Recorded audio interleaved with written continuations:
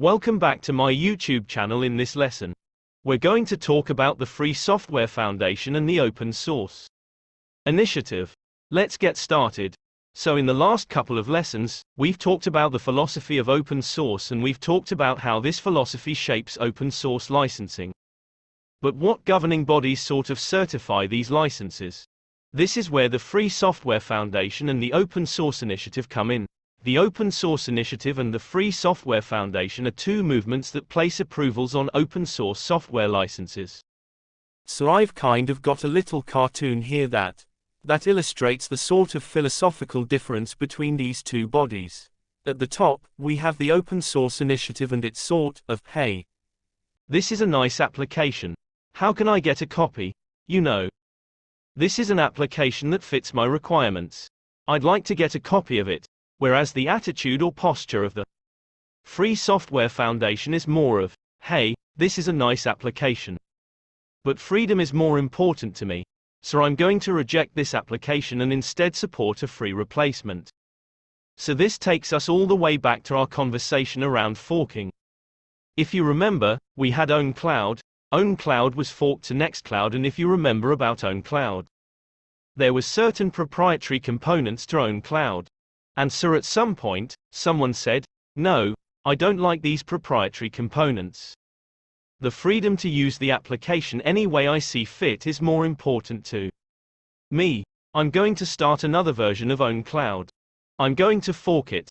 I'm going to call it Nextcloud, and people of sort of a similar belief will support Nextcloud.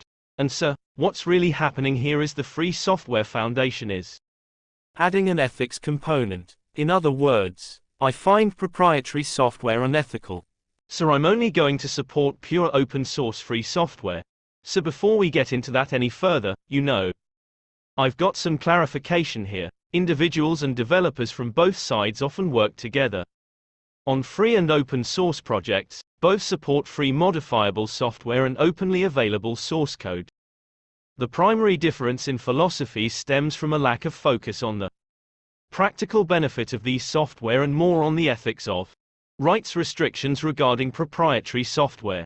So per FSF, or a Free Software Foundation, for software to be considered truly free, it must guarantee four freedoms to its users: the freedom to run the program as you wish for any purpose, the freedom to study how the program works and change it so that it does your computing as you wish, and of course access to the source code is a precondition for this. The freedom to redistribute copies so that you can help your neighbor. And lastly, the freedom to distribute copies of your modified version to others, and by doing this, you can give the whole community a chance to benefit from your changes. Again, access to the source code is a precondition for this. The FSF considers any software that does not meet all of this criteria as non-free and therefore unethical. So we're clearly moving beyond what's the best software to meet some criteria and into something a little more political. Now I'd be remiss in this lesson not to mention Richard Stallman here. Richard Stallman is a champion for free software and has been instrumental in framing and defining what free software should be. And with that, we can talk a little bit about FOSS versus FLOSS. The difference between FOSS and FLOSS is largely philosophical. The practical difference is that FLOSS implies slightly more restrictions in terms of monetization. In other words, making money off your software. In terms of symmetrical differences, FOSS stands for free and open source software. The word free here is generally regarded in the context of price. So free of charge. FLOSS, or free, libre, open source software is also free and open source. But the word free here is a reference to freedom, and the designation attempts to make that meaning more clear. So it is not a coincidence that LibreOffice is a fork from OpenOffice. And the Libre in the name is free as in freedom. So a little quote here, thus, if you want to be neutral between free software and open source and clear about them, the way to achieve that is to say FLOSS, not FOSS.